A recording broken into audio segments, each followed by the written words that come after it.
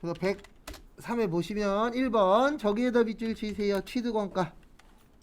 그래서 우리 매입시의 부대 비용은 원가 처리하죠. 차산 처리.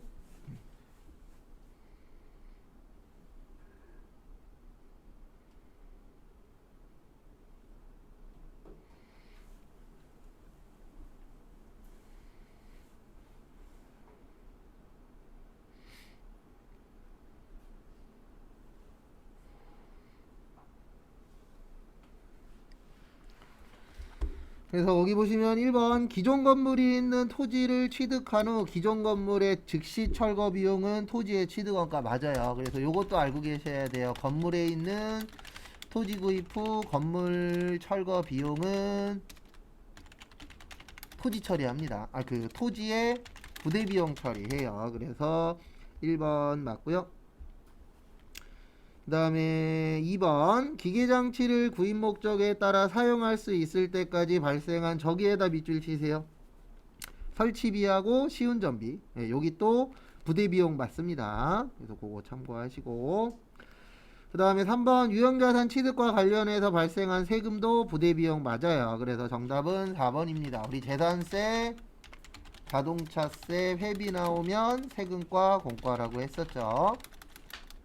그 다음에 적십자 회비는 기부금. 요거 참고해 주세요. 그래서 정답은 4번입니다. 그 다음에 2번 재무상태표상 자본에다가 밑줄 좀 쳐주세요. 그래서 자본 관련된 문제죠. 그래서 하나씩 또 보시면은요, 여기 보시면 1번 자기 주식을 취득한 경우 요런 거 나오면 그냥 컨트롤 F로 찾으세요. 그러면 자기 주식은 자본 조정 맞고요. 그 다음에 자기 주식 처분 이익은 자본 이익은 맞습니다. 그래서 1번 맞고요. 2번 감자차선과 감자차선은 감자차익과 우선 3개까지는 맞는데 거기 뒤에가 틀렸어요. 뭐가 틀렸냐면은 우리 자기 주식 그 감자 차선은 자본 조정이에요. 그 다음에 감자 차익은 자본 이여금입니다. 그래서 정답은 2번이세요. 왜냐면 감자 차선은 자본 뭐라고요? 조정이세요. 그래서 정답은 2번. 그 다음에 3번 자본 이여금은 무상증자에다 밑줄 치세요. 무상증자 나오면 이렇게 되는 겁니다. 차변의 자본 이여금, 자본 감소, 대변의 자본금, 자본의 증가. 그래서 요거를 자본에다가 뭐 시킨다 그래요? 전입 또는 대체한다라고 표현을 합니다. 그래서 맞으세요. 거기에 있는 거는. 그 다음에 4번 주식 할인 발행 차금. 그러니까 2번하고 4번하고 똑같은 거예요. 주식 할인 발행 차금은 자본 조정이고, 그 다음에 주식 발행 초과금은 자본 이여금이에요. 그래서 정답은 2번이 됩니다. 그 다음에 다음 것도 보시면은요, 3번 저기에다 밑줄 치세요. 현금 미 현금성 자산. 정답 4번입니다. 요런 건 틀리시면 안 돼요. 우리 통화 및 통화 대용 증권, 그 다음에 요구 불예금, 당좌하고 보통, 그 다음에 무슨성 자산이요? 현금성 자산. 그래서 취득 당시 만기가 3개월. 그래서 정답은 4번입니다. 왜냐면 거기 4번에 1년이라고 돼 있죠. 그 다음에 4번 보시면 영업이익. 요거는 둘 중에 하나를 선택을 하셔야 돼요. 뭘 선택을 하셔야 되냐면 공식을 외우시든가. 그래서 매출액에서 매출원가 빼면 매출총이익, 그 다음에 판매비와 관리비 빼면 영업이익. 그래서 요거를 외우시든가, 아니면 여기 가면 있어요. 정기분 손익계산서 가시면 우측에 공식이 다 있습니다. 그래서 요거를 기억을 하시든가 둘 중에 하나 선택을 하셔야 되세요. 그래서 거기 보시면 매출액 1억, 그 다음에 원가 5천 그러면은 5천만원 나옵니다. 그 다음에 차량 유지비 100 접대비 500 빼서 4,400 나와요. 그래서 정답은 3번인데 3번이 중요한 게 아니고요. 이거 시험 문제 잘 나오거든요. 종종 출제가 되는데 이거 내는 이유는 이거 시험 문제 나오면 무조건 물어보는 거는 두 가지예요. 그래서 뭐를 물어보냐면 첫 번째로 물어보는 거는 요걸 물어보는 거예요. 공식 아느냐 모르느냐. 그 다음에 두 번째로 물어보는 건 판매비와 관리비 구별할 수 있느냐 없느냐. 맨날 이것만 물어봅니다. 그래서 그 부분 참고하시고 그래서 정답은 3번이세요. 그 다음에 5번 사채 나오면 두 가지 기억하세요. 사채 발행. 그래서 사채 발행은 액면 이자율 기준이고요. 액면 이자율이 크면 할증, 작으면 할인. 요거 참고하시고 그 다음에 사채 상각을 합니다. 사채 상각 무슨 법 쓴다 그랬죠? 유효 이자율법 쓰고요. 상가액은 할증 발행이나 할인 발행 모두 뭐한다? 증가한다. 그래서 이거 참고해 주세요. 그 다음에 이제 이걸 가지고 보도록 하겠습니다. 그래서 사채 발행 비용은 사채 발행가액에서 차감한다. 맞아요. 그래서 정답은 2번입니다. 이거는 국어 시험이에요. 솔직히 회계 시험보다는. 그래서 이렇게 이해를 해 주셔야 돼요. 어떻게 이해하셔야 되냐면 액면 이자율보다 시장 이자율이 크잖아요. 그러면 액면 이자율은 작다는 얘기예요. 맞죠? 국어적으로 봤을 때. 그러니까 이거는 국어 시험입니다. 솔직히 회계 시험보다는 국어적인 목적이 더 커요. 그래서 국어적인 내용으로 보시면 액면 이자율이 작다는 얘기잖아요. 앞뒤를 바꿔보면. 그러면 액면 이자율이 작으니까 무슨 발행하셔야 돼요? 할인 발행해야 돼요. 근데 거기 무슨 발행이라고 써있죠? 할증이라고 써있죠? 그래서 정답은 2번.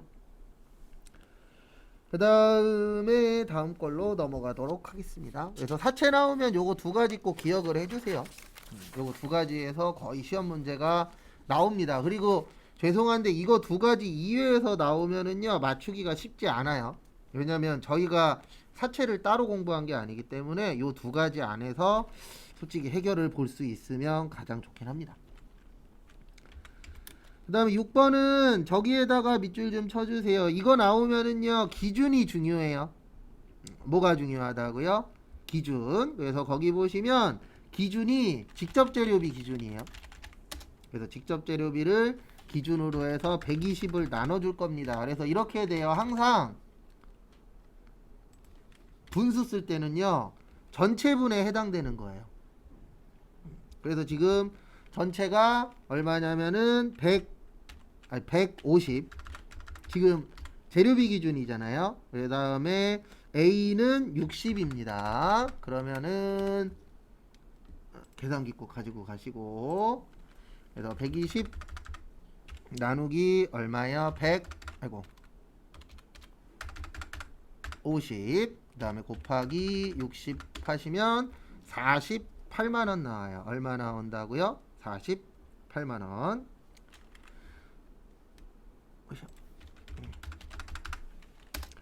그 다음에 거기에서 지금 물어본 게 뭘 물어보는지도 잘 보셔야 됩니다. 그래서 지금 물어본 게 이거 물어봤죠? 단기총 제조원가. 단기총 제조원가는 뭐뭐뭐 더한 거예요? 재료비하고 노무비하고 그 다음에 직접 경비하고 그 다음에 제조 간접비 이렇게 다 더한 거를 뭐라 그러죠? 단기총 제조 원가라고 합니다.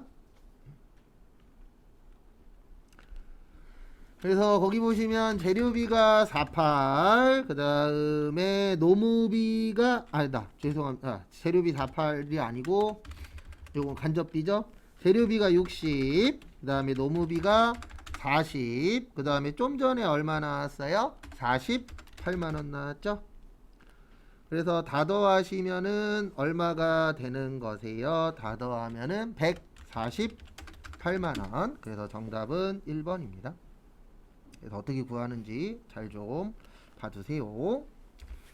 그 다음에 7번 저기에다 밑줄 치세요. 공손.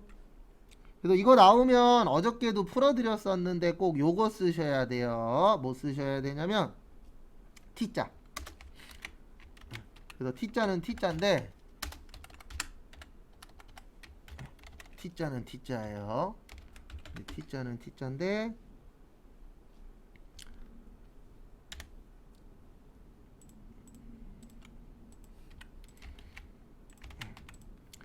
제공품 뭐요? 수량 관련된 거. 그래서 제공품 수량.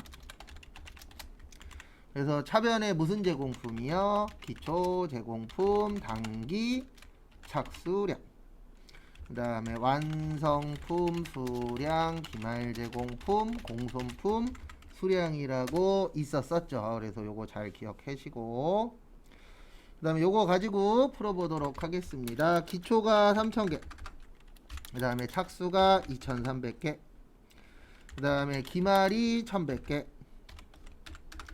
그 다음에 공손이 200개. 그러면 우리 차변과 대변 같아야 되죠. 그래서 완성이 4000개. 그래서 4000개라고 보시면 거기 보시면 정상은 완성품 수량의 몇 프로래요? 30%래요. 그러면 4000개 곱하기 30% 하시면 120개가 정상. 120개가 30%가 아니고 3%. 죄송합니다. 그 다음에 그러면 80개가 뭐가 되는 거예요? 비정상. 그래서 정답은 2번입니다.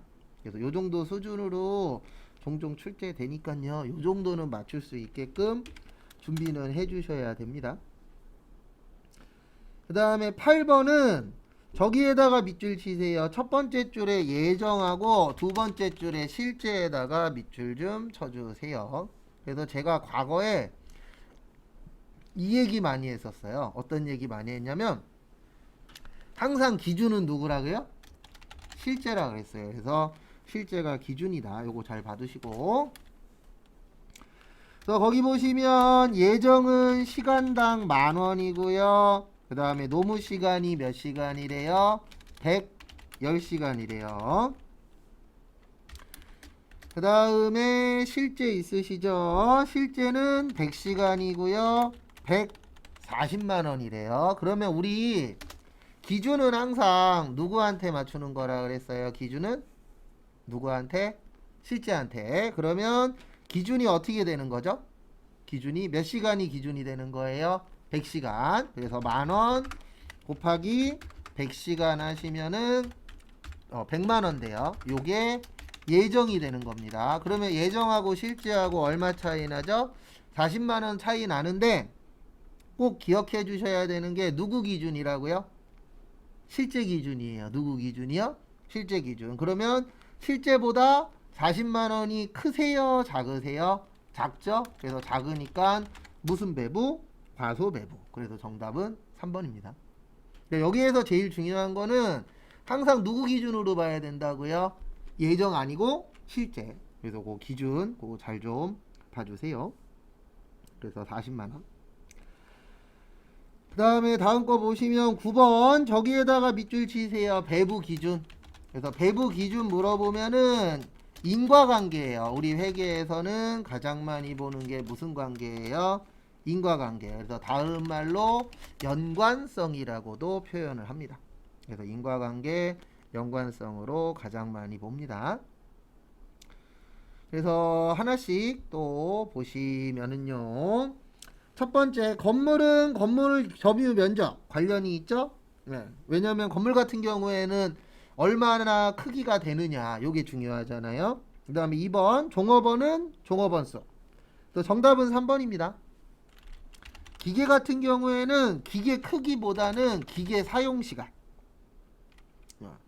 그래서 기계를 얼마나 돌렸냐, 그것도 중요하지만, 기계의 크기가 얼마나 되느냐, 이것도 중요하지만, 실제적으로 기계 같은 경우에는 크기보다는 얼마나 썼느냐가 더 중요하잖아요. 그래서 정답은 몇 번이 되세요? 3번이 됩니다. 그 다음에 10번 저기에다 밑줄 치세요. 조업도, 그 다음에 고정원가. 또 조업도 나오시면은 매번 하는 얘긴데 요게 기억나셔야 돼요. 조업도 나오면은 우리 그 총변동비는 증가, 그 다음에 단위당 변동비는 뭐요? 일정, 그 다음에 총고정비 일정, 그 다음에 단위당 고정비 감소, 조업도가 어떨 때요? 증가할 때. 그래서 그거 참고해 주시고요.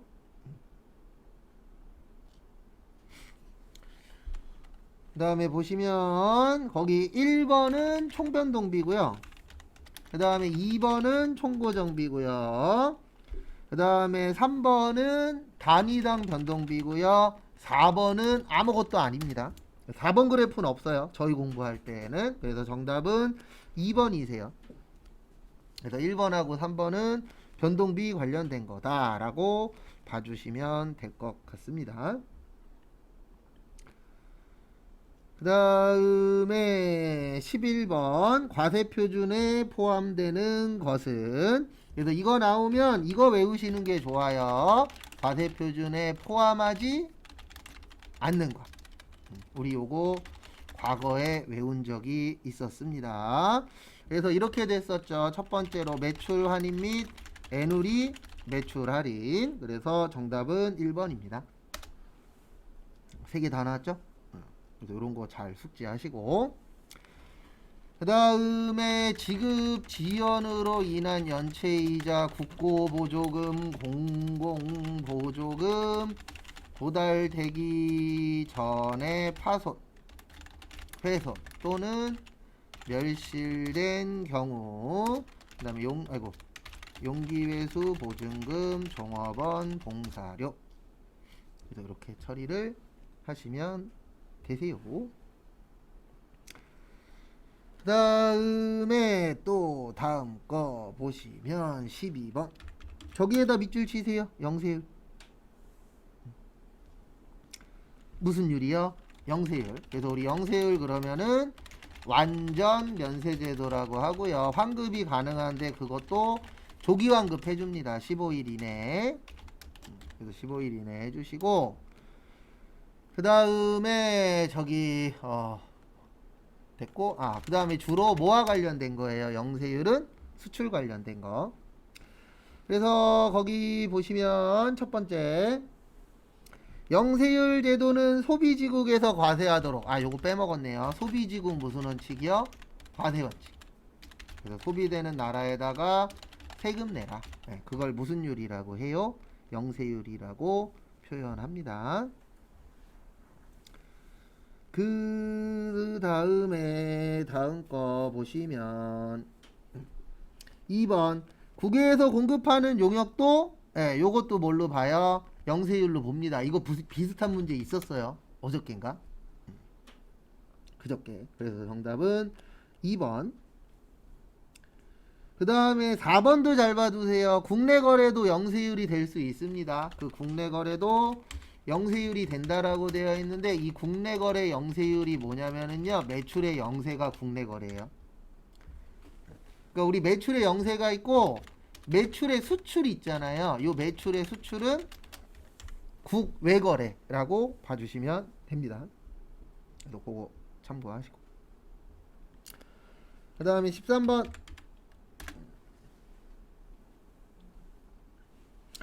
그래서 우리가 재화가 있고요, 용역이 있는데, 재화 그러면 재산적 가치가 있는 유채물과 무채물이 되는 거고요. 그 다음에 용역 그러면 재화가 아닌 것을 용역이라고 표현합니다. 그래서 두 가지밖에 없어요. 둘 중에 하나가 되는 거예요. 그래서 거기 1번 보시면 건설업의 경우 건설업자가 건설자재의 전부 또는 일부를 부담하는 거. 그래서 건설 쪽은 용역입니다. 그래서 건설은 용역이니까 1번 아니고요. 그 다음에 2번 자기가 주요 자재를 전혀 부담하지 아니하고 상대방으로부터 인도받은 재화를 가공만 하는 거. 요것도 용역이에요. 그 다음에 3번 상업상 또는 과학상의 지식 경험 또는 숙련에 관한 정보를 제공하는 것. 요것도 용역입니다. 그 다음에 정답은 4번이세요. 자기가 주요 자재의 전부 또는 일부를 부담하고 상대방으로부터 인도받은 재화를 가공하여 새로운 재화를 만드는 가공계약에 따라 재화를 인도하는 거. 요거는 재화의 공급으로 봅니다. 근데 이거는 실질적으로 둘 중에 하나밖에 없어요. 요 내용을 외우시는 방법밖에. 아니면은 그 열 몇 가지 되는 거 있거든요. 그걸 외워야 되는데 저번에도 설명드렸지만 요 파트는 되도록이시면 문제하고 답 위주로 보세요. 근데 13번 같은 경우에는 비슷비슷하게 해서 맞추기는 쉬운 내용은 아닙니다. 그 다음에 14번은 저기에다 밑줄 치세요. 소득공제 및 세액공제. 그래서 일단 정답은 3번이에요. 일단 우리 그 나이 계산할 때 그 소득세 과세 기간은 요렇게 된다 그랬잖아요. 어떻게 된다 그랬냐면 1월 1일부터 언제까지요? 12월 31일. 그 다음에 예외는 사망이나 뭐요? 출고. 그래서 1번 맞아요. 그 다음에 2번 장애가 치유되면은 치유일 전날의 상황에 따른다. 맞습니다. 그러니까 이게 무슨 뜻이냐면은 장애 치유하고 사망은 뭐까지 가능하다고요? 당해 연도까지 가능한데 이게 이럴 때가 문제가 되는 거예요. 어떨 때가 문제가 되냐면 만약에 1월 1일 날 아니 그 1월 1일이 아니고 12월 31일 날 뭐 했어요? 사망했어. 이럴 수도 있어요, 없어요? 있죠. 네. 그래서 그때까지 그 사망하거나 아니면 이날 장애가 뭐 될 수도 있죠.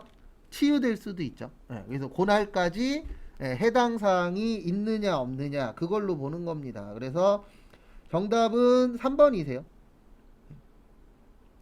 그러니까 여기도 어떻게 되어 계셔야 되냐면 사망일 전날이라고 나와야 돼요. 그래서 그 당의 일로 보는 게 아니고 그 전날까지 어땠었느냐, 그 전날까지 살아계셨느냐, 돌아가셨느냐 그걸로 보는 거예요. 그래서 당일이 아니고 전날로 보는 겁니다. 그래서 정답은 몇 번이요? 3번. 그 다음에 4번도 잘 봐두세요. 나이 판정 시 과세 기간 중에 요건을 충족하는 날이 하루라도 있으면 공제 대상자로 본다. 이게 뭐냐면은 우리 이제 나이 같은 거 계산할 때 요런 거 있잖아요. 연도로 볼 거냐 아니면 몇 월 며칠생으로 볼 거냐. 요거 중요해요, 안 중요해요? 중요합니다. 근데 일반적으로 나이는 연도로 봐요. 그러니까 만약에 일반적으로 술을 먹을 수 있는 나이가 만약에 20살이라고 봤을 때 그러면은 올해가 2022년이잖아요. 그러면 2002년생부터 가능한 거예요. 몇 월 며칠은 중요하지 않습니다. 그래서 몇 년도에 태어났느냐 그걸로 보는 거고, 그 다음에 사망하고 장애 치유는 그 사망하거나 장애 치유된 어느 날로 보는 거예요? 전날로. 그래서 정답은 3번이세요. 사망일이 아니고 그 전날까지로 보는 겁니다.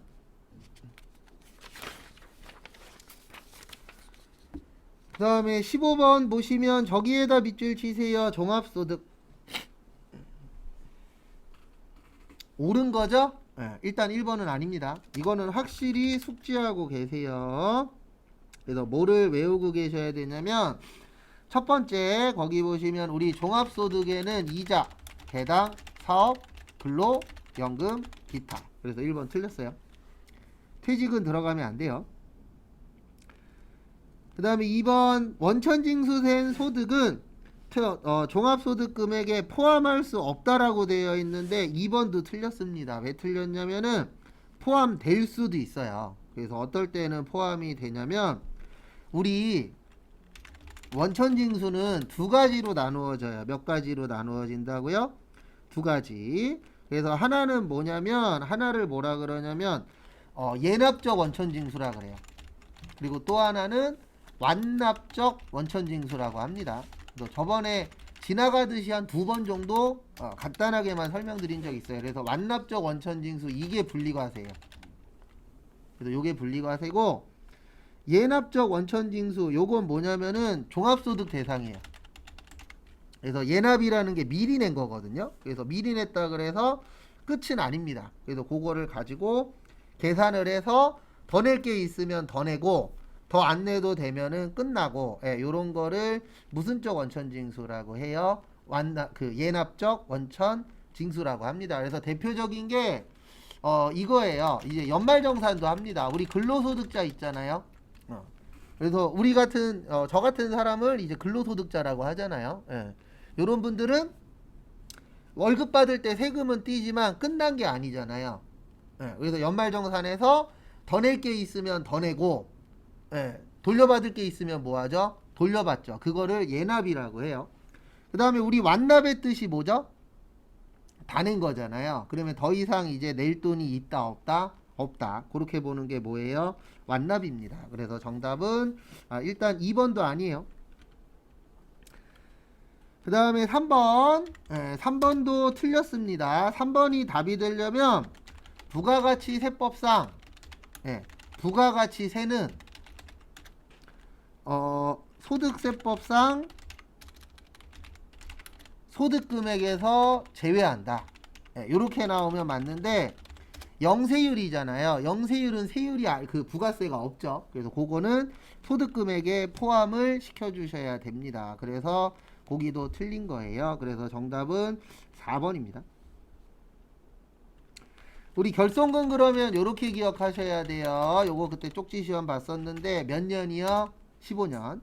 그래서 15년 동안 가능하다. 그래서 그거 첫 번째로 받으시고, 그 다음에 2월 결손금은 사업소득의, 아이고 이렇게 적어드리는 게 낫겠다. 사업소득의 2월 결손금은 타소득에서 공제가 가능하고요. 부동산 임대소득의 2월 결손금은 타소득에서 공제가 뭐하다? 불가능하다. 그래서 이것도 좀 같이 봐주시기 바랍니다. 그래서 정답은 4번이세요. 부동산 임대업은 안 됩니다. 근데 뭐는 가능해요? 사업소득은 가능해요. 참고하시고. 그 다음에 실무시험 문제 1번. 저기에다가 밑줄 치세요. 저기 건강검진. 그 다음에 생산부. 우리 직원을 위해서 쓰는 거 뭐라 그러죠? 복리후생비라고 합니다. 근데 생산부니까 500번대 복리후생비 1000. 그 다음에 카드로 하셨으니까 미지급금 얼마요? 1000. 무슨 카드요? 하나카드. 그 다음에 두 번째 3월 3일. 3월 3일은 보시면 동국 소유의 건물로 사무실을 임차했는데 임차보증금이 있었습니다. 임차보증금은 자산이에요. 왜냐면 나중에 돌려받을 겁니다. 동국.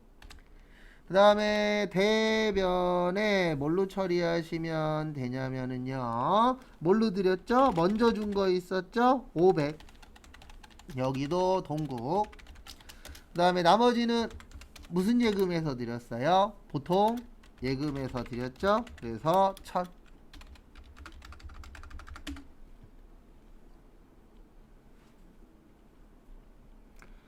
그 다음 것도 보시면은요, 3월 31일 저기에다 밑줄 치세요. 단기 시세 차익. 근데 800만원짜리를 1000만원 받았습니다. 그래서 받았으니까 보통 예금 얼마 받았나 했더니 1000. 그 다음에 원래 단기매매증권은 얼마였어요? 800이었어요. 그러면 이익 났어요? 손해 났어요? 이익 났죠? 단기매매증권 처분 200. 그래서 요 정도면은 어렵게 나온 편은 아닙니다. 그 다음에 또 다음 거 보시면 9월 21일 자금을 조달한 목적으로 저기에다 밑줄 치세요. 유상증자. 그래서 이 문제를 맞추시려면 요거를 아셔야 돼요. 일단 자본금은 주식 발행수 곱하기 무슨 가액이요? 액면가액. 그래서 보통주하고 우선주가 있다. 그래서 요거 첫 번째로 아셔야 되고요. 그 다음에 두 번째로 아셔야 되는 게 우리 유가증권에 두 가지 있다 그랬어요. 주식이나 사채를 발행하거나 뭐 할 때요? 처분할 때, 발행하거나 처분할 때, 요때에 무슨 처리는 안 한다 그랬죠? 비용 처리는 안 하고, 이익 나면 이익에서 빼고, 그 다음에 손해 나면 손해에다가 더한다. 그래서 요거 아셔야 되고, 그 다음에 마지막으로 자본은 무슨 처리요? 향제 처리. 그래서 요거까지 알고 계셔야 맞추기가 좀 더 수월합니다. 그래서 유상증자를 하셨대요. 9월 21일. 그래서 대변의 자본금 2,000주에 5,000원이면 1,000만원입니다. 얼마예요? 1,000만원. 그 다음에 통장으로는 얼마 들어왔어요? 1,500 들어왔죠. 근데 다행히도 주식 할인 발행 차금이 없대요. 그러면 상계 처리할 거 없으니까 주식 발행 무슨 금이요? 초과 500. 그리고 만약에 주식 할인 발행 차금 얼마가 있다라고 나오면 상계 처리 꼭 해주셔야 돼요. 그래서 그런 부분 참고를 좀 해주시기 바랍니다. 그 다음에 또 다음 거 보도록 하겠습니다. 10월 31일 기업은행에서 차입하셨대요. 그래서 기업은행에서 차입한 단기 차입금 1억 원에 만기 상환일이 도래하셨대요. 그래서 10월 31일 날 차변에 단기 차입금 1억 기업은행. 그 다음에 이자 받았죠? 이자 비용 30.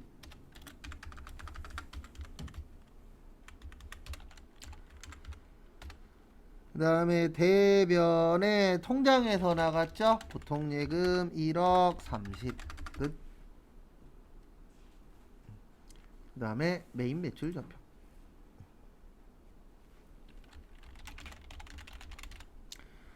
메인 매출 전표 보시면은요 7월 28일 저기에다 밑줄 치세요. 수입 요거는 입력 보여드릴게요. 그래서 우리 수입 나오면 두 가지 기억하셔야 됩니다. 거래처는 세관, 그 다음에 부가세만 회계처. 그래도 요 내용이 없는 거에다가 수입 처리하시면 틀려요. 그래서 요 내용 있나 없나 꼭 확인 첫 번째로 해주시고요. 그 다음에 그래서 7월 28일은 매입의 수입. 그 다음에 거래처는 김해세관여. 차변에 세금 300. 그 다음에 현금 300.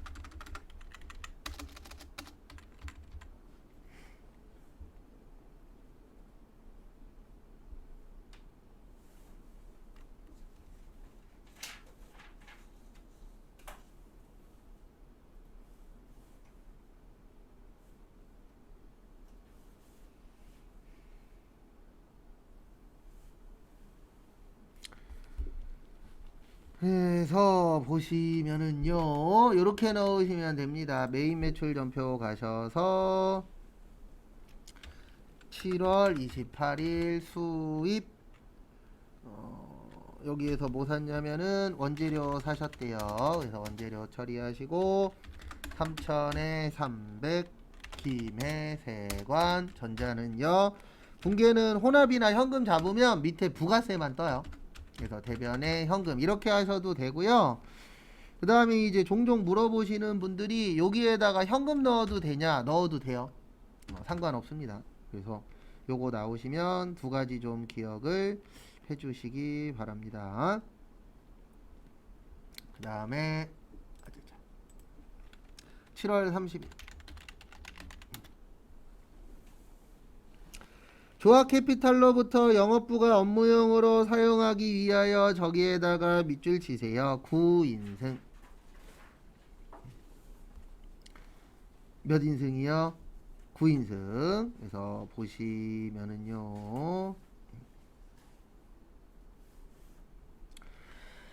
우리 저기 뭐냐 불공 외울 때 접대비 업무하고 관련 없는 거, 그 다음에 비영업용 소형 승용차 1000cc 이하 제외, 경차 제외. 몇 인승 이하요?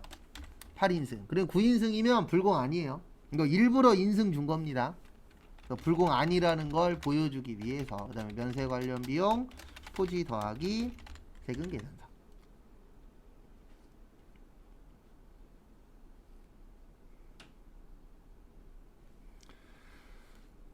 그 다음에 보시면 요렇게 처리하시면 됩니다. 7월 30일 날 저기에다 밑줄 치세요. 두 번째 줄에 세 번째 줄에 전자계산서, 그 다음에 마지막에 임차료. 계산서 나오면 무조건 면세예요. 그래서 매입에 면세 설정하시고요. 그 다음에 조화 캐피탈, 전자는 영. 차변에 영업부니까 800번대 임차료 55만원. 그 다음에 대변에 돈은 보통예금에서 드렸대요. 그래서 보통예금 55만원. 그리고 이 문제 일부러 이렇게 만든 겁니다. 왜냐면 55만원이라고 주면요, 사람들이 이런 고민을 해요. 이거 50만원에 5만원 아니야? 근데 50만원에 5만원 아닙니다. 50만원에 5만원이 되려면 저게 꼭 나와야 돼요. 뭐가 나와야 되냐면은 세금 계산서. 근데 여기는 계산서잖아요. 그래서 면세 처리를 해주시면 되세요. 그 다음에 8월 12일 저기에다가 밑줄 좀 쳐주세요. 직수출. 그래서 수출에서 알고 계셔야 되는 건 이겁니다. 수출은 선적일 기준. 그 다음에 선적일보다 환가일이 빠르면 무슨 일 기준이요? 환가일 기준. 그 다음에 기준환율이나 제정환율, 요것도 좀 같이 봐주세요. 그래서 보시면 팔았으니까 매출이죠. 그래서 매출의 수출 선택해 주시고요. 그 다음에 거래처는 AC24. 그 다음에 대변의 제품 매출인데요. 거기 보시면 몇 달러냐면은 3만 달러. 그 다음에 곱하기 얼마냐면은 몇 월 며칠 날 선적하셨어요? 8월 12일. 그래서 1150원 하시면 3450 나와요. 그 다음에 차변에 외상으로 팔았죠? 외상으로 팔았다. 외상 매출금 3450. 그래서 참고하시고. 네? 어떤 거요? 아니죠. 직수출은 영세는 이거잖아요. 영세율 세금계산서, 내국신용장, 로컬 LC, 구매 확인서. 이게 있어야 영세고, 직수출은 수출이에요. 그래서 영세랑 헷갈리시면 안 돼요. 영세는 꼭 저 4개 중에 하나가 있어야 돼요. 저 4개 중에 하나 없으면 영세 넣으시면 안 되고, 수입도 꼭 요거 2개 중에 하나가 나와야 돼요.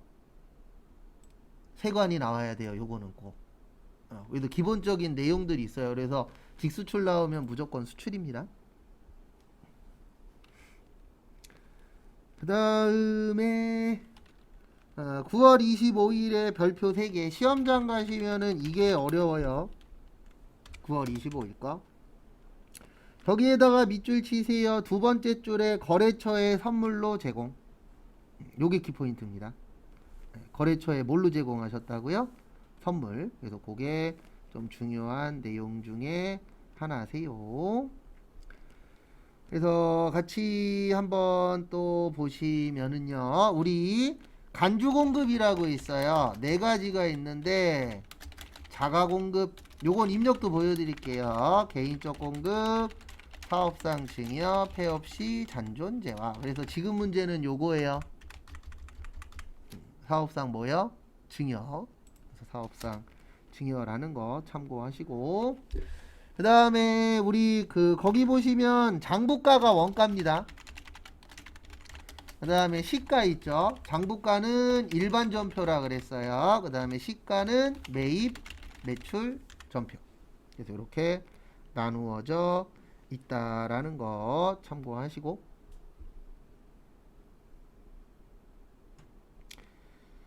그 다음에 같이 보시면은요, 우리 9월 25일 날 팔았는데 없어요. 아무것도 없으면 뭐라 그래요?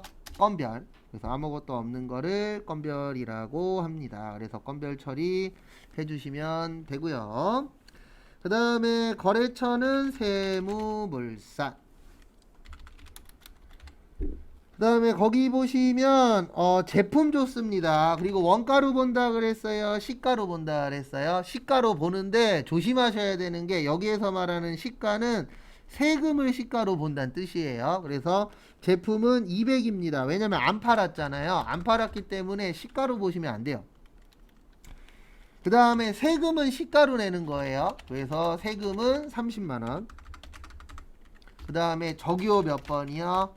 8번. 요거 빼먹을 뻔했네요. 그래서 안 팔고 다른 데 썼다 그럴 때는 꼭 적요 몇 번이요? 8번에 타계정 대체. 요거 꼭 선택하시고요. 그 다음에 차변에 우리 거래처에 주는 거 뭐라 그래요? 접대비. 근데 생산부니까 500번대 접대비 230. 일단 적으세요. 그 다음에 한 번 더 설명드리고 입력 보여드리고 다음 걸로 넘어갈 겁니다.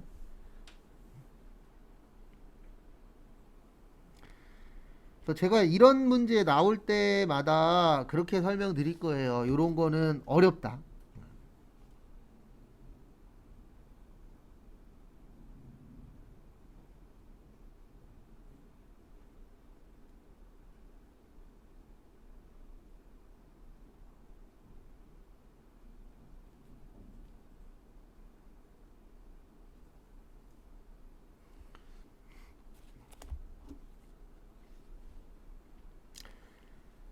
그래서 보시면 요거 되게 헷갈려요. 이거를 무슨 분계라 그러냐면 간주공급 분계라 그래요. 그래서 간주공급 분계는 좀 난이도가 있습니다. 왜냐면 이거 맞추시려면 여러 가지를 이해하셔야 돼요. 그래서 첫 번째로 뭐를 이해를 하셔야 되냐면 세금은 시가로 내는 거예요. 왜냐면 원가로 세금 내면요, 세금 낼 게 없어요. 왜냐면 내가 200만원에 샀으니까 세금이 20이고 200만원에 팔았으니까 세금이 20이야. 그러면 20에다가 20 더하면 빵이잖아요. 그 20에서 20 빼면 빵이잖아요. 그러면 국가 입장에서는 세금을 거둘 게 없죠. 네, 그렇기 때문에 이 부분은 낼 때는 뭘로 내도록 되어 있어요? 시가로. 그래서 시가로 납부하도록 되어 있다라는 거 참고하시고, 그 다음에 여기 타계정 대체 쓰는 이유는 이거 안 팔았는데 없어졌잖아요. 그래서 우리 안 팔고 처리되는 거는 무슨 대체로 꼭 처리를 해 주셔야 돼요? 타계정 대체. 그래서 입력은 이렇게 하시면 됩니다. 그래서 9월 25일 날 건별에 제품에 여기에다가는 300으로 치셔야 돼요. 근데 이렇게 바뀔 때가 있거든요. 그러면 300에 얼마요? 30으로 다시 치시면 됩니다. 치다 보면은 이게 내가 원하지 않는 금액이 나올 때가 있어요. 그럴 때는 다시 치면 되세요. 그 다음에 세무물산 분계는 혼합 잡고, 그 다음에 여기 제품 매출이 아니고 제품이에요. 요 밑에 넣으실 때는 무조건 분계랑 똑같이만 만드시면 됩니다. 그리고 200이고 여기 적요 가셔서 얼마 몇 번 넣으셔야 돼요? 8번. 이거 안 넣으면 틀립니다. 딴 거 다 맞아도. 그 다음에 차변에 접대비인데 500번대 230. 그래서 위에하고 밑에하고 달라요. 근데 왜 다르냐면 여기는 무조건 10%여야 되거든요. 그래서 우리가 30만원을 내려면은 300만원이 들어가야 돼요. 그래서 10%로 맞춰주셔야 가능하고요.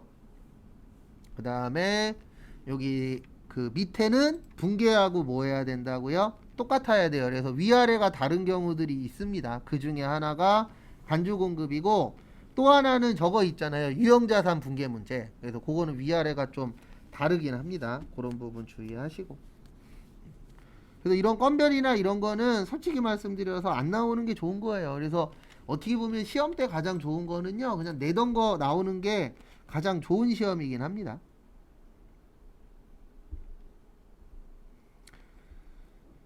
그 다음에 9월 30일 저기에다가 밑줄 치세요. 제품.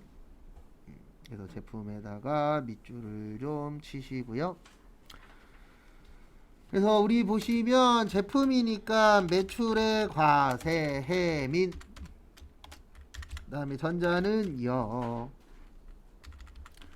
그 다음에 대변에 제품 팔았다, 제품 매출 3천, 그 다음에 세금 300, 그 다음에 저기에다가 밑줄 치세요. 7월 31일.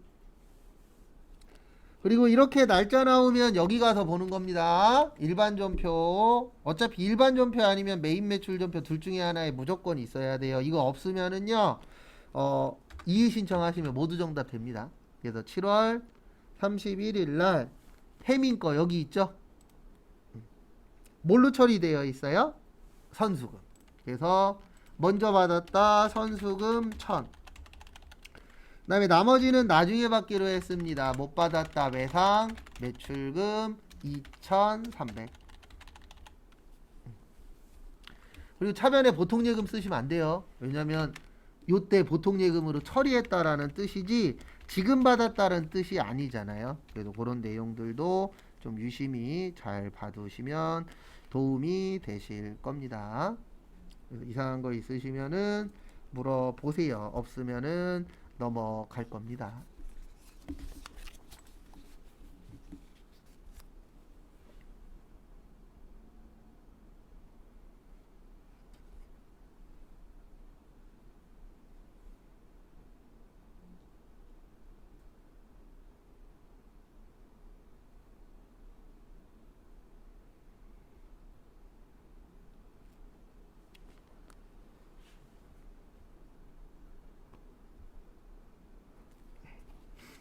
그러면 넘어가도록 하겠습니다. 문제 3번에 1번 저기에다가 밑줄 치세요. 부가가치세 확정신고.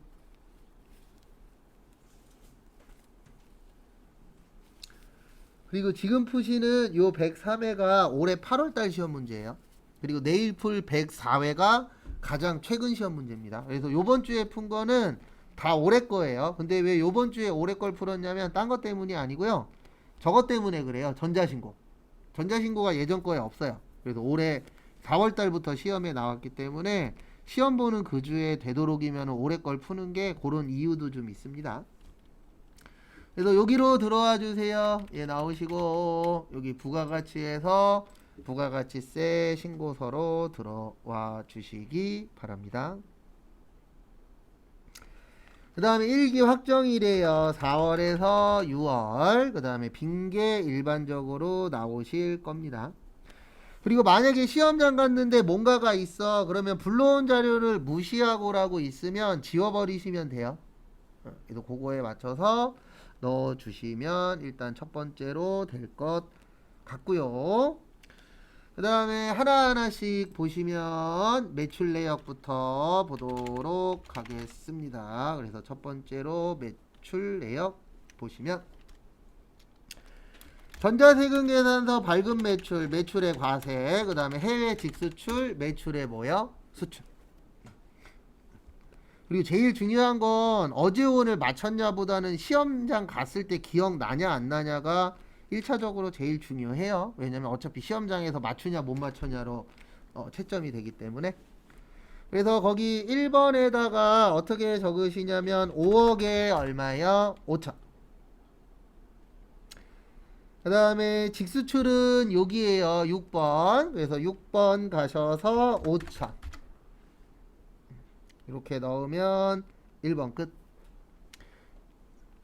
그 다음에 이제 몇 번 하실 거예요? 2번 또 해보도록 하겠습니다. 그래서 2번 보시면 매입 내역. 자, 매입 내역 보시면 전자세금 계산서 수취분 일반. 그래서 매입 과세의 일반. 그 다음에 위에 일반 매입 중 공급가액 1000만원, 부가세 100만원은 사업과 관련이 없대요. 매입 불공의 일반. 그 다음에 예정신고 누락의 매입 과세. 그래서 요것도 먼저 넣어보도록 하겠습니다. 그래서 여기로 오세요. 여기 10번. 그래서 10번에 2억 5천에 2,500. 그래서 이렇게 일단 먼저 등록을 해주시고요. 그 다음에 이제 두 번째로 해야 될 거 있죠. 두 번째로 뭐 하셔야 돼요? 여기 불공에다가 한 번 더 넣어 주셔야 됩니다. 그래서 50번 가셔서 1000에 얼마요? 100. 그래서 이렇게 이제 두 번 등록을 해 주시고요. 그 다음에 예정신고 누락분은 여기에다 넣는 거예요. 38번. 그래서 38번 가셔서 450에 5만원. 그 다음에 예정신고 누락한 거는 그 매입 쪽은 가산세 계산할 필요 있다 없다? 없다. 근데 왜 없냐면은 이거에 대해서 좀 이제 오해하시는 분들이 계시는데, 우리 납부세액 어떻게 구하죠? 매출세액에서 무슨 세액 빼요? 매입세액 빼죠. 맞죠? 그러면 뭐가 많아야 좋은 거예요? 국가 입장에서는 매출세액은 많고 매입세액이 적으면 좋은 거잖아요. 맞죠? 그래서 국가에서는 매입세액 빼먹었대. 그러면 아무 말도 안 하고 가만히 있어요. 왜요? 매입을 빼먹어야 세금을 많이 내니까. 근데 매출 잘못하잖아요. 그러면 금방 연락 옵니다. 왜요? 매출 잘못하면 세금을 덜 내는 효과가 나타나잖아요. 그래서 매입은 잘못해도 일반적으로는 가산세 낼 게 많지 않아요. 그래서 그거 참고하시고.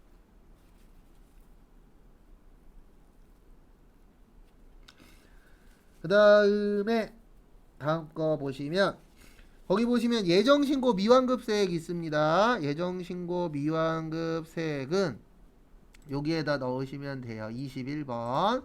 그래서 21번 가셔서 100. 그 다음에 전자신고하면 얼마라고요? 10,000원. 그래서 이렇게 해서 끝. 그리고 시험장 가셨을 때 요거 적어 갖고 오시면 된다 그랬어요. 여기 밑에 거. 그래서 요거 보면은 거의 한 90% 정도는 맞았는지 틀렸는지 구별이 가능합니다. 어느 정도는. 그 부분 참고하시고. 그 다음에 빠져나오시고요. 그 다음에 2번 문제 또 보도록 하겠습니다. 2번 문제는 저기에다가 밑줄 좀 쳐주세요. 신용카드 매출전표 등 발행금액 집계표.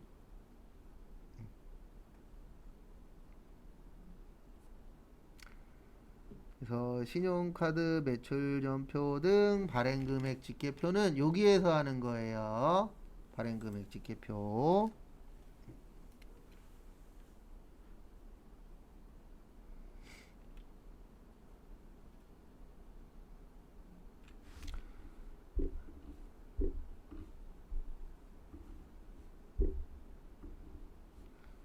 그래서 보시면 10월에서 12월. 그래서 거기 보시면 첫 번째 카드하고 세금계산서하고 겹쳐 있습니다. 이렇게 겹쳐 있을 때는 두 번 넣어야 돼요. 그래서 여기 카드 부분에다가 2750에 그 세금계산서 부분에다가 2750. 이렇게 몇 번 넣으셔야 된다고요? 두 번씩 넣으셔야 돼요. 그래서 그 부분 일단 참고하시고, 그 다음에 11월 30일은 저기에다가 밑줄 좀 쳐주세요. 어디에다가 밑줄 치시냐면은 저기 면세. 근데 여기도 계산서 발행하고 카드로 발행했죠? 그러면 몇 번 넣어 주셔야 된다고요? 두 번 넣어 주셔야 됩니다. 그래서 여기에다가 면세 신용카드에다가 700. 그 다음에 여기 계산서에다가도 700.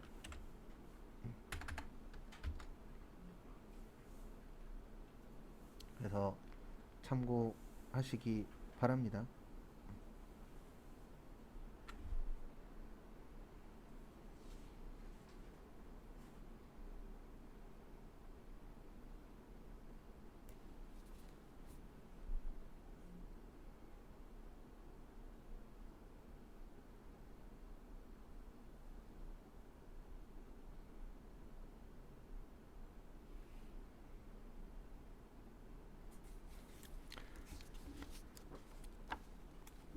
그다음에 그래서 요거 알고 계셔야 돼요. 여기는 신용카드일 때만, 그다음에 여기도 신용카드일 때만. 근데 두 가지를 같이 했을 경우에는 꼭 위아래 이렇게 두 번 넣어 주셔야 돼요.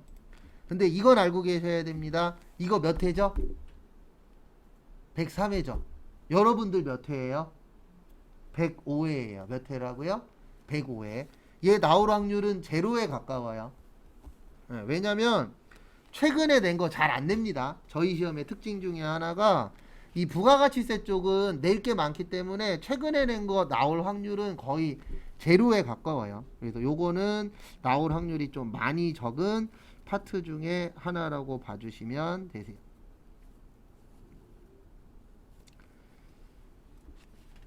그 다음에 여기로 넘어오세요. 어디로 오시냐면은 요거 이제 빠져나오시고요. 빠져나오시고 그 다음에 여기로 오세요. 여기 부가가치세 신고서.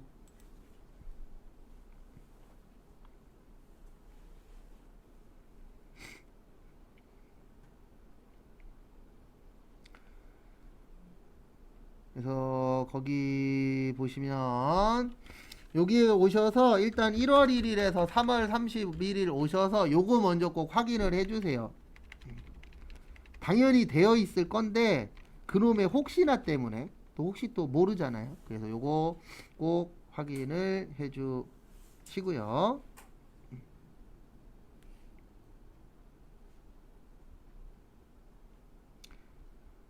그 다음에 이제 두 번째 이제 뭐 하셔야 되냐면 나가세요. 그 다음에 여기 전자신고 가셔서 1월에서 3월 그 다음에 여기 제작 누르시고 1, 2, 3, 4 1, 2, 3, 4 그 다음에 확인하시고 아직까지 시험은 다 1, 2, 3, 4로 나오긴 했습니다. 그 다음에 홈택스 가서 찍고 닫기 누르고 여기 찾기 하시고 그 다음에 밑에 가셔서 형식 검증하기 하시고 1, 2, 3, 4 1, 2, 3, 4 여기 보시면 1, 2, 3, 4 1, 2, 3, 4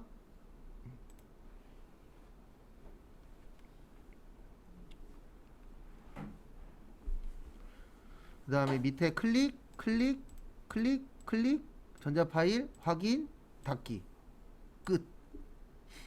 그래서 이런 것들은 시험 때 이런 그 단순 작업인 경우들이 있거든요. 그러면 이런 건 그냥 빨리 해버리시고 끝내세요. 그게 가장 좋아요.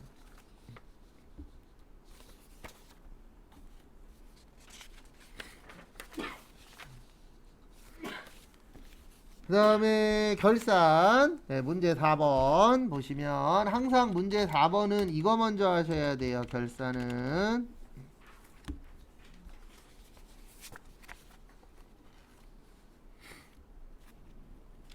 1번은 수 2번도 수 3번은 자 그 다음에 4번도 자 그 다음에 마지막으로 5번도 자.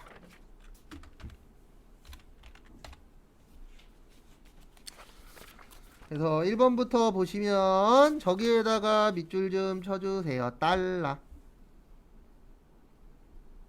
그래서 달러에다가 밑줄 좀 쳐주시고요.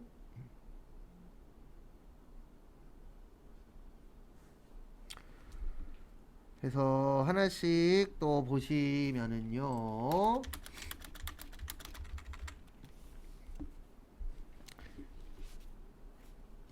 1번 보시면 달러 나왔죠. 그러면은 외환 차익하고 외환 차손은 실제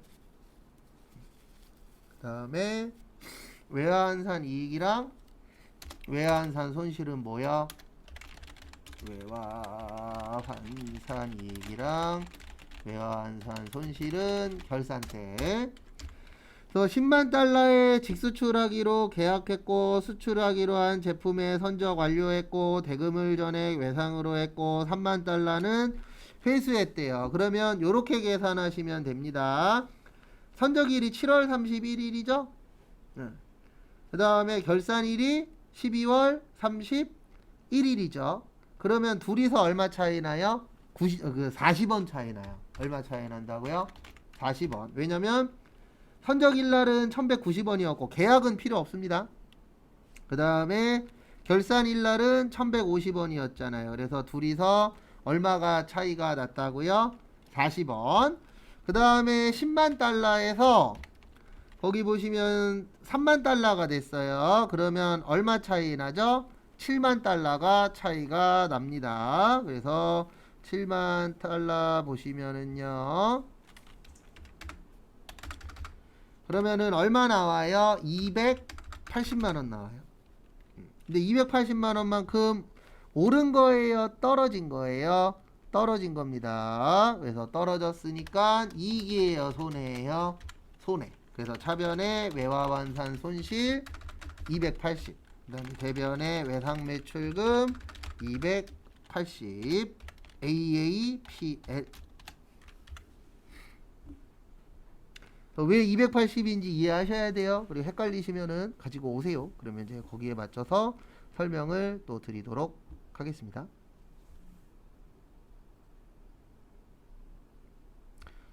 그 다음에 2번 보시면은요.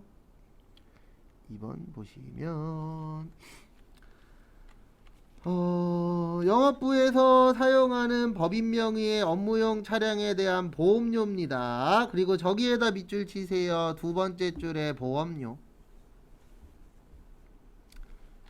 그러면 우리 감소시키라 그랬죠? 그래서 대변에 보험료 처리하시면 됩니다. 근데 몇 번대냐면 800번대.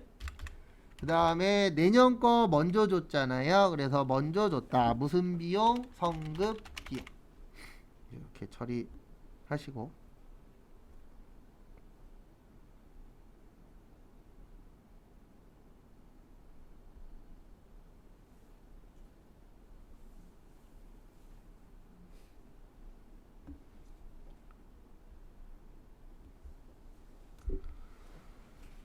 그 다음에 보시면 올해 몇 월 달부터죠? 4월 달부터죠? 그러면은 120만원 곱하기 12분의 몇이에요? 9예요. 그래서 90만원이 올해 거. 그 다음에 내년 게 얼마예요? 30. 그 다음에 제가 감소시키고 자산부채 자본일 때는 올해 거 쓰고요. 자산부채 자본일 때는 올해 거. 그 다음에 수익비용일 때는 언제 거요? 내년 거. 그래서 지금은 비용이니까 언제 거 쓰는 거예요? 내년 거 쓰는 겁니다. 그래서 내년 거니까 30 적으시면 돼요.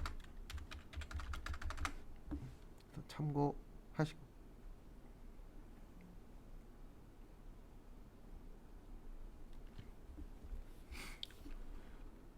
그래서 수동은 일반 전표 몇 월 며칠이요? 12월 31일에다가 해주시면 되세요.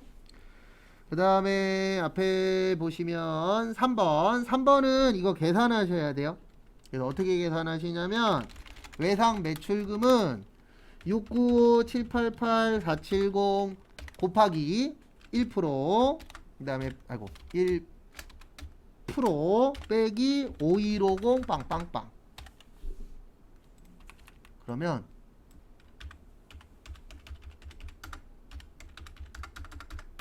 69 왜 이래?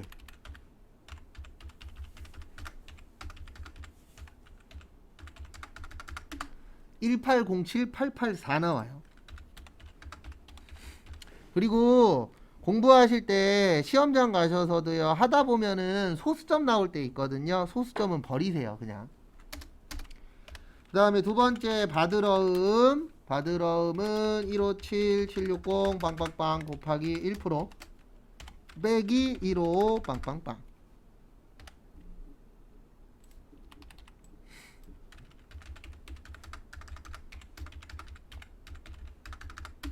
(142 660) 600. 그 다음에 마지막으로 어디 갔냐, 단기 대여금은 9천 곱하기 1% 하니까 90만원 나오죠.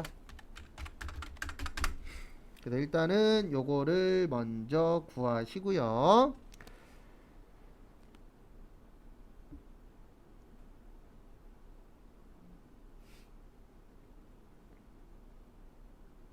그 다음에 이렇게 하시면 되세요. 어떻게 하시냐면은 앞에 보시면은요, 여기로 들어오세요. 어디로 들어오세요?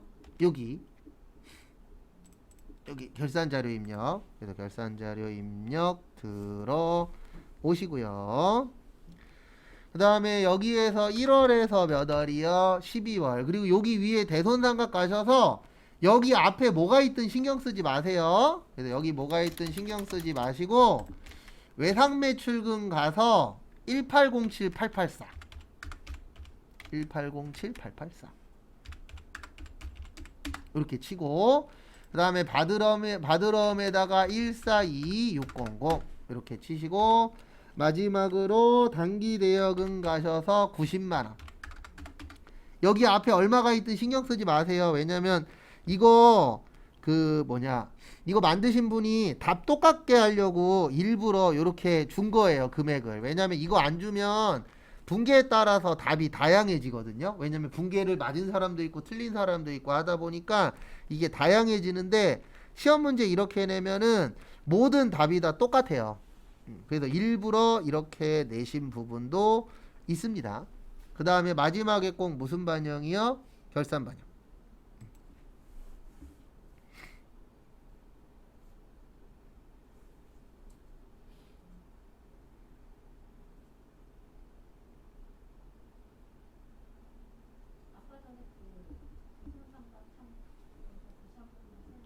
아니요, 대손삼각 창에서 뭐 설명할 거 없어요. 그냥 여기에다 넣으면 돼요.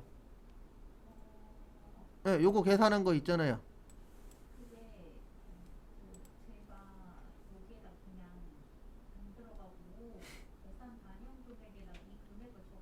상관없어요. 예, 그냥 여기에다 넣어도 되고, 그 다음에 여기 보세요.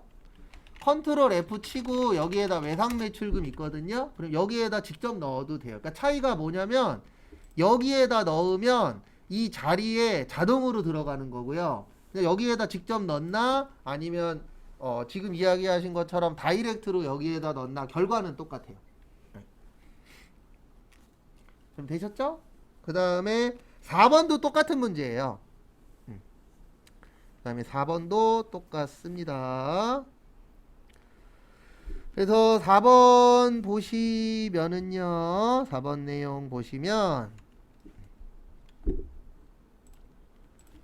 그 충당 나오면 무조건 보충법이에요. 그래서 여기는 생산부는 1억 5천 빼기 1억. 그러면 얼마 나와요? 5천 나오죠.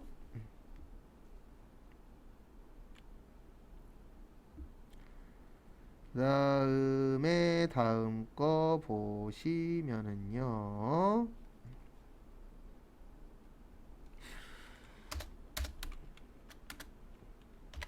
그 다음에 영업부. 그래서 영업부 보시면 2억 빼기 1억 하시면 얼마예요? 1억. 그래서 충당 나오면은 꼭 무슨 법이요? 보충법. 그거 참고 해주세요.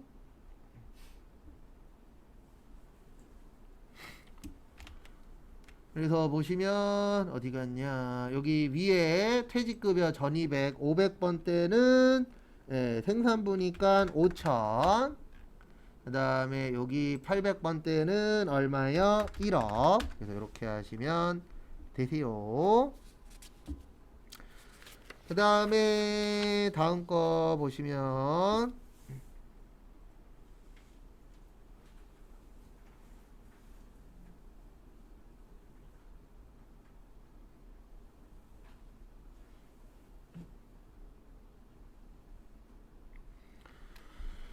여기 위에 보시면은 그 법인세 나오면 법인세는 외우세요. 그래서 어떻게 외우시냐면 이거 나오면 일단 제일 밑으로 내리세요.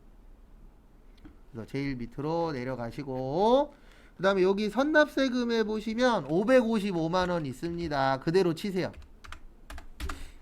그 다음에 계산기를 드시고 계산기에다가 거기에 보시면 1200만 원이라고 써 있을 거예요. 법인세. 그 다음에 좀 전에 얼마 넣었죠? 550 넣었죠.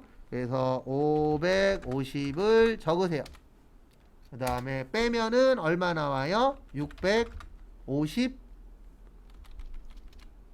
잠시만요. 계산기 잘못 두드렸네. 죄송합니다. 1200에서 555만 원이죠. 5가 하나 빠졌었네요. 그러면 645만 원을 요 밑에다가 치세요. 그리고 여기를 보시면 돼요. 여기 법인세가 얼마가 나와야 돼요? 1200이 나와야 됩니다. 그래서 요거 참고하시고요. 그 다음에 마지막에 꼭 뭐 하세요? 전표 추가.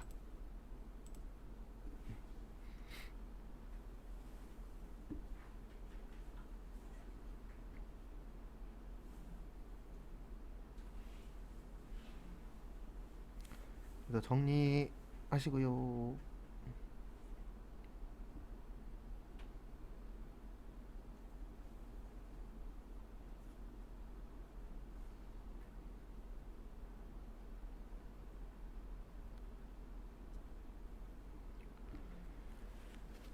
그 다음에 다음 것도 보도록 하겠습니다. 그래서 다음 것도 보시면은요. 문제 5번 또 보도록 하겠습니다.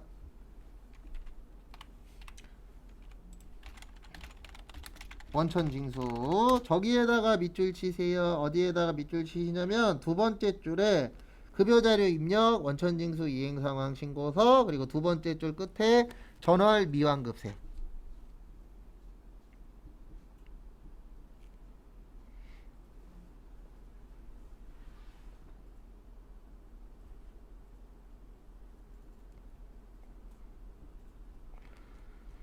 그래서 앞에 보시면은요, 이것도 넣어 보시면, 앞에 보시면 일단은 제일 먼저 어디로 가세요? 원천징수에서 급여자료 입력.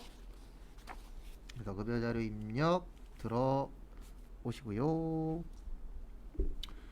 수당 등록 및 공제 항목은 불러온 자료는 무시하고 아래 자료에 따라 입력하며 사용하는 수당 및 공제 이외의 항목은 부로 체크하기로 한다. 그 다음에 원천징수 이행상황 신고서는 매월 작성하며 정의석의 급여 내용만 반영하고 환급 신청은 하지 않기로 한다. 그 다음에 여기 보시면 하나씩 또 해보도록 하겠습니다. 일단 수당공제 가셔서 기본급 여, 그 다음에 상여는 없으니까 부, 직책도 없으니까 부, 월차도 부, 식대는 별도로 제공하고 있죠? 그러면 요거 꼭 기억 좀 해주세요. 이렇게 나오시면 어떻게 하냐면은요, 여기 부로 잡고 밑에다가 과세에 식대로 따로 넣어 주셔야 돼요. 그래서 요 부분 참고를 좀 해 주십시오. 그래서 어떻게 넣는지 잘 좀 봐주세요. 그 다음에 자가운전 보조금, 당사는 본인 명의의 차량을 업무에다가 쓰고 그 다음에 실제 발생된 거 따로 받으시면 안 됩니다. 그래서 지급하지 않으니까 자가운전은 역. 그 다음에 야간근로수당, 야간근로수당 올해 5월부터 업무시간에 쭉 나와있고 마지막이 중요해요. 비과세 요건 충족했으니까요. 그 다음에 교육보조금. 근데 교육보조금 모르겠어. 그러면 이렇게 하는 겁니다. 비과세에다가 교육보조금 치시고 F2 교육 쳤더니 교육보조금 있어요? 없어요? 없죠. 그러면 과세. 그 다음에 이제 등록하러 갈게요. 5월 31일. 그 다음에 기본급이 190, 식대가 10, 자가운전 30, 야간이 20, 교육이 10, 연금이 99,000, 그 다음에 건강이 67,910원, 장기가 8,330원, 17,600원, 25,000 맞죠? 그러면 나오시고, 그 다음에 원천징수 가셔서 5월, 그 다음에 여기 밑에 전월 미완급에다가 얼마 넣어주세요. 아까 얼마였었죠? 23만원. 그래서 이렇게 넣어주시면 끝. 그래서 전월 미완급 있으면 저 밑에다가 여기에다가 넣어주시면 됩니다.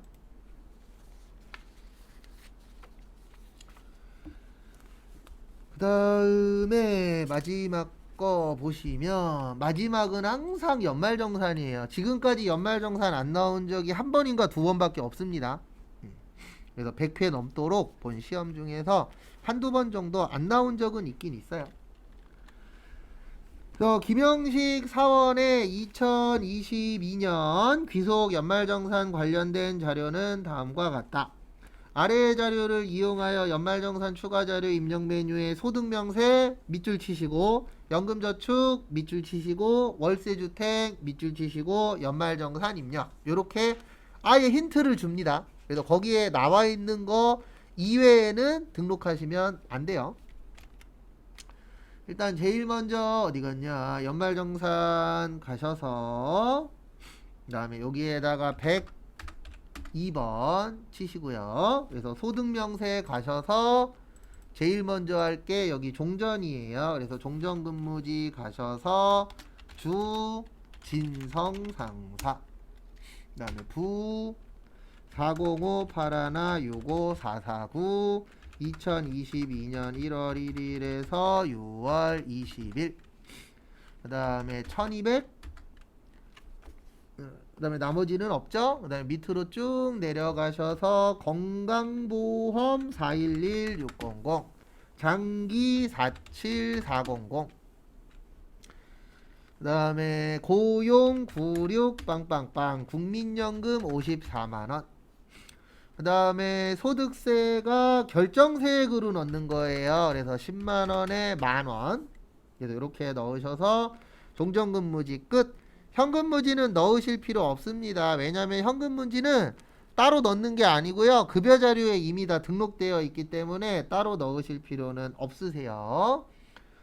그 다음에 연말정산 보험료 보시면 일반은 되는데 저축은 안 됩니다. 그래서 저축은 뭐든 다 안 돼요. 그래서 일반에다가 160 넣으시고, 그 다음에 대학원 누구만 가능이요? 본인만. 그래서 본인에다가 600 등록하시고, 그 다음에 질병치료비 되고, 안경 되고, 미용 목적 안 되고, 건강증진 안 됩니다. 그래서 여기 부양가족의 의료비 가셔서 F2, 네, 본인, 그 다음에 의료,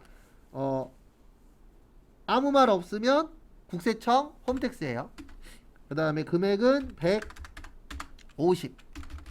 그 다음에 요거 중요합니다. 시력보정용 안경. 그래서 시력보정용 안경은 거기 보시면 기타 영수증이에요. 왜냐면 안경원에서 영수증 가져왔잖아요. 그러면 요거 조심하세요. 국세청 아닙니다. 이거는 거기 써 있잖아요. 너 어디에서 갖고 왔다고요? 안경원에서. 그래서 기타 영수증 처리하시고 60만원 넣으시면 안 돼요. 안경 얼마 한도요? 50. 그래도 요거 꼭 숙지하고 계세요. 시력 교정용 안경은 1인당 얼마요? 50만원. 그 다음에 두 번째, 시력 교정용 안경 됐고, 그 다음에 저거, 교복 구입비. 여기도 1인당 50. 그 다음에 현장 체험 학습비 1인당 얼마요? 30.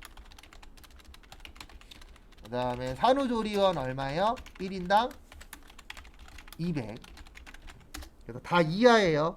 그 금액보다 크면 안 됩니다. 그 다음에 미용 목적 안 되고 건강증진 안 돼요. 그래서 피부과하고 한약은 안 됩니다.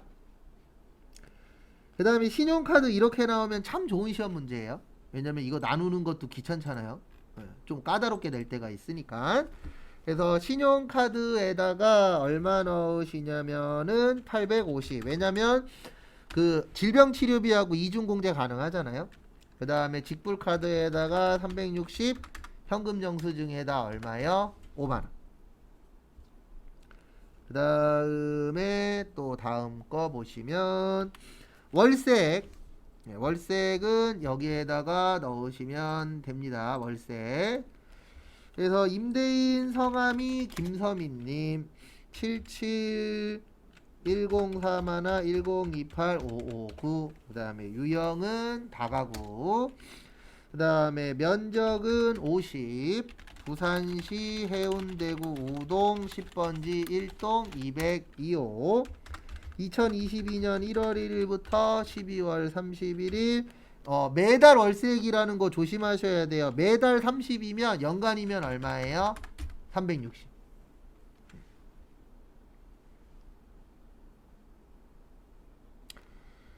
그 다음에 다음 거 보시면 개인연금 저축. 그래서 여기 가서 연금 저축 F2 하나은행.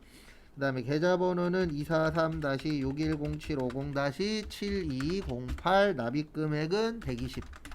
끝. 그래서 이상. 네, 물어보세요.